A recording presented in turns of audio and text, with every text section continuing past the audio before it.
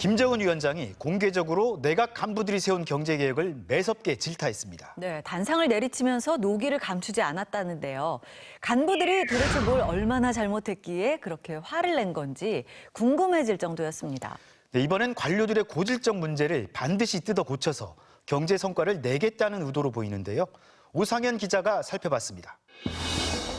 내각 부처의 업무 계획을 평가하는 노동당 중앙위원회 전원회의. 나흘 내내 회의를 주재한 김정은 위원장의 얼굴이 붉게 상기돼 있습니다.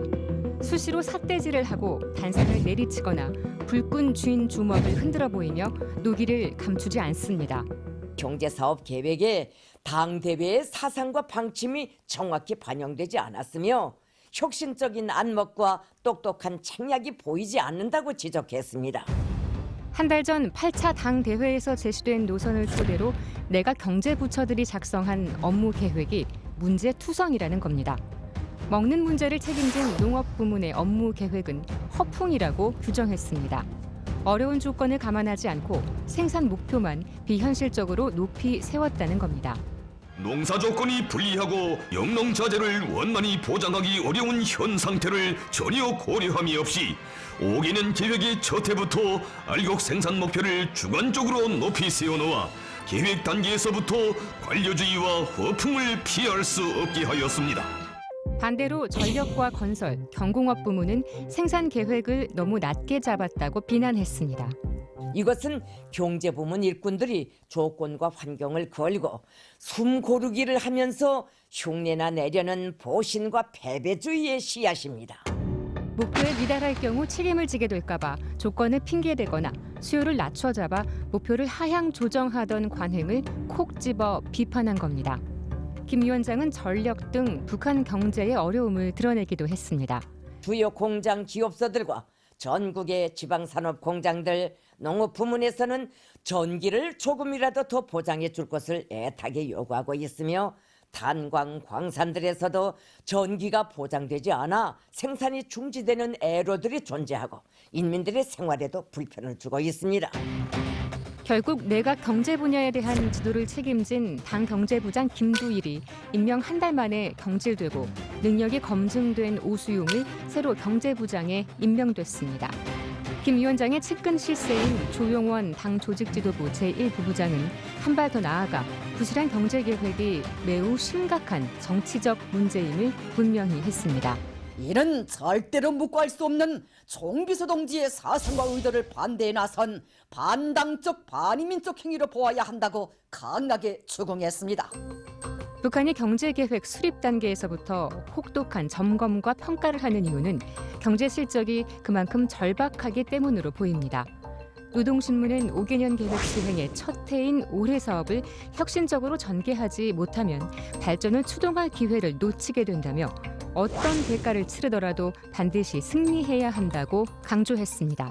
국가 경제 발전 5개년 전략이 실패했다는 것은 결국 최고 지도자에게 상당한 타격을 줄 수 있고, 그러니까 세운 목표는 어떤 수단과 방법을 동원해서라도 반드시 달성해야 되는 그런 압박감을 최고 지도자가 갖고 있다고 볼 수가 있죠. 대북 제재와 코로나19 방역을 위한 국경 봉쇄로 수입이 거의 중단되면서 곳곳에서는 물자난이 일어난 것으로 알려졌습니다. 북한 주재 러시아 대사는 평양에서조차 밀가루나 설탕, 의약품을 사기 어려워졌다고 전했습니다. 또 옷이나 신발 가격도 서너 배 오른 데다 구하기도 힘들어 대사관 직원들도 자녀들의 옷을 서로 돌려 입히고 있다고 말했습니다.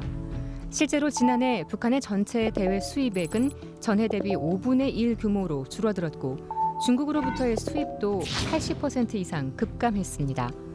일부 전문가들의 우려대로 체제 붕괴를 걱정할 수준은 아니라 하더라도 당장 심각한 식량과 물자난을 극복하고 중장기적인 발전을 모색하기 위해 간부들에 대한 고강도 충격 요법을 실행한 셈입니다.